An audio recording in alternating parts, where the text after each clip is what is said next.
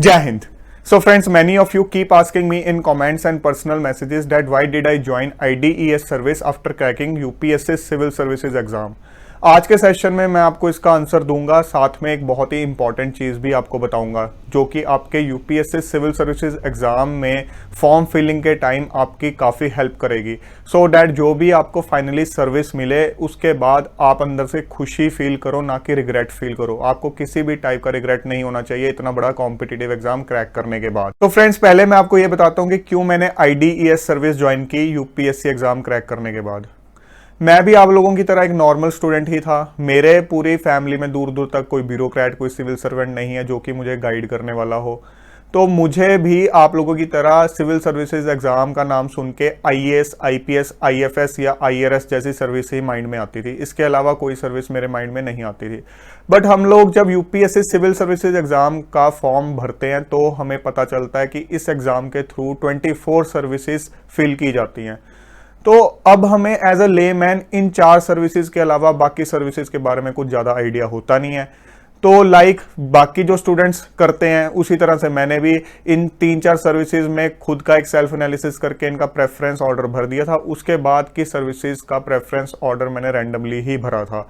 So depending upon my rank and preferences finally I landed up in IDES service, और उसके बाद वो service मैंने ज्वाइन कर ली। ऐसा कुछ भी नहीं है कि मुझे इस सर्विस के बारे में कोई पहले डिटेल्स पता थी या मुझे बहुत ज़्यादा कुछ इसके बारे में नॉलेज थी। जब मुझे ये अलॉटमेंट भी हो गया इस सर्विस का तो भी इसके बारे में मुझे कुछ खास पता नहीं था। Only after I joined my training उसके बाद मुझे इस सर्विस के बारे में डिटेल्स पता लगनी शुरू हुई। सो आपका ये डाउट बिल्कुल क्लियर हो जाना चाहिए कि इसके पीछे कोई खास, कोई बड़ा स्पेसिफिक रीजन नहीं है कि मैंने क्यों IDES सर्विस ज्वाइन की। अब हम आते हैं कि इंपॉर्टेंट चीज पे जो कि मैं आपको इस सेशन में समझाना चाहता हूँ। देखो, जब आप यूपीएससी एग्जाम की प्रिपरेशन करते हो तो एज अ लेमैन, जैसे कि मैंने आपको अभी बताया कि हमारे दिमाग में 3-4 सर्विसेज की ही इमेज आती है। क्यों हमारे दिमाग में सिर्फ उन्हीं सर्विसेज की इमेज आती है? बिकॉज ये ऐसी सर्विसेज हैं जिनका एक लेमैन के साथ इंटरेक्शन रहता है। हमें as a layman in service के लोगों के साथ, इन ऑफिसर्स के साथ काम पड़ता रहता है। इनकी अथॉरिटी, इनकी पावर हमें सामने दिखती है, थ्रू मीडिया दिखती है, थ्रू पर्सनल इंटरेक्शन दिखती है या आते जाते दिखती है। सो हमारे दिमाग में एक इमेज होता है कि यही 3-4 सर्विसेज हैं जो कि मोस्ट पावरफुल सर्विस हैं, इन्हीं को ज्वाइन करने का फायदा है, बाकी सर्विसेज को ज्वाइन करने का कोई फायदा नहीं है।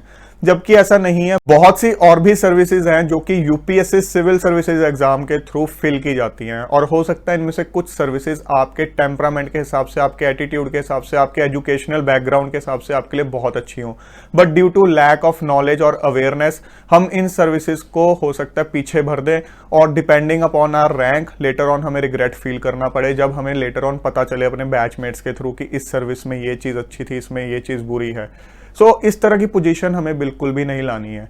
सो ठीक है, आपने पहले 3-4 सर्विसेज जो भी आपने एम कर रखा है उनको तो आपने भरना ही है एक अच्छे ऑर्डर में, एक अच्छे सेल्फ एनालिसिस के बाद। बट उसके बाद की भी जो सर्विसेज हैं उनको भी आपको पूरा एक सेल्फ एनालिसिस करने के बाद, उनके बारे में नॉलेज गेन करने के बाद उनको भी एक सही ऑर्डर में भरना है। मैं कभी भी ये नहीं बोलूंगा कि ये सर्विस बेस्ट है या ये सर्विस अच्छी है, ये बुरी सर्विस है। कोई भी सर्विस अच्छी या बुरी नहीं होती है। आपके लिए एक सर्विस अच्छी हो सकती है, आपके लिए दूसरी सर्विस बुरी हो सकती है, depending upon your temperament, attitude and your educational background.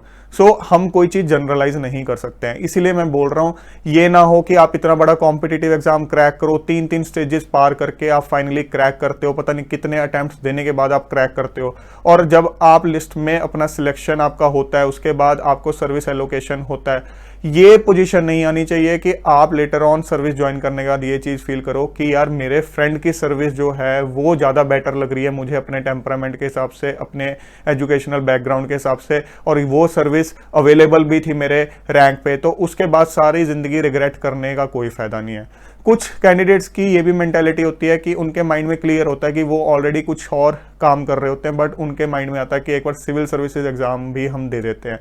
उनके माइंड में चीज़ क्लैरिटी के साथ होती है कि या तो हम IAS, IPS, IRS जैसे सर्विस ज्वाइन करेंगे, अदरवाइज हम ज्वाइन नहीं करेंगे। तो ठीक है, उनका एक अपना थॉट प्रोसेस है, I appreciate that, because already उनके पास एक अच्छा ऑप्शन है, वो ऑलरेडी कुछ कर रहे हैं।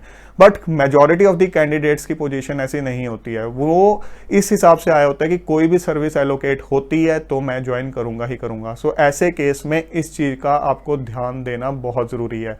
सो I will request all of you कि जितनी भी सर्विसेज हैं यूपीएससी के थ्रू जो फिल की जाती हैं उनके बारे में नॉलेज धीरे धीरे साथ साथ गेन करते रहो, चाहे इंटरनेट के थ्रू, चाहे यूट्यूब के थ्रू, चाहे जो ऑलरेडी सिविल सर्विसेज में सर्व कर रहे हैं उन लोगों के थ्रू, एक्सपीरियंस टीचर्स के थ्रू, जितना ज़्यादा गेन कर सकते हो गेन करो, सो डैट आपको सारी की सारी सर्विसेज के सारे प्रॉज एंड कॉन्स बिल्कुल क्लियर हों और आप अपने लिए एक perfect service order, preference order बना सको और जब फॉर्म फिल करने की बारी आए तो आप उसमें बिल्कुल भी डाउटफुल ना हो और बाद में आपको ये तसल्ली हो कि जो भी सर्विस आपको आपके रैंक के हिसाब से अलॉट की गई है वो सर्विस आपके लिए उस रैंक पे बेस्ट सर्विस थी।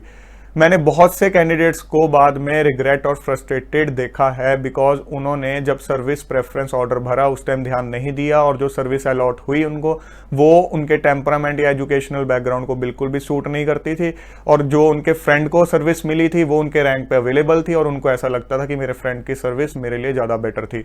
तो ये पोजीशन आपके लिए बिल्कुल भी नहीं आनी चाहिए। तो फ्रेंड्स आई वांट आपका हार्डवर्क बिल्कुल भी खराब नहीं जाना चाहिए, इतना टाइम और एनर्जी जो आपने इन्वेस्ट किया है वो बिल्कुल भी वेस्ट नहीं जाना चाहिए। इस प्रेस्टिजियस एग्जाम को क्रैक करने के बाद आपको जो भी सर्विस अलॉट होती है वो सर्विस आपके मतलब की होनी चाहिए और आप उसको इंजॉय करो, उसमें ग्रो करो। इन केस आप नहीं भी उसको ज्वाइन करना चाहते वो आपका खुद का एक कॉन्फिडेंस भरा डिसीजन होना चाहिए और इन केस ज्वाइन करने के बाद भी आपको लगता है कि ये सर्विस मेरे एक्सपेक्टेशंस के हिसाब से नहीं थी, आपके पास कोई और ऑप्शन है तो आप कभी भी स्विच ओवर भी कर सकते हो। But in the end we don't have to regret after cracking this prestigious exam. जय हिंद।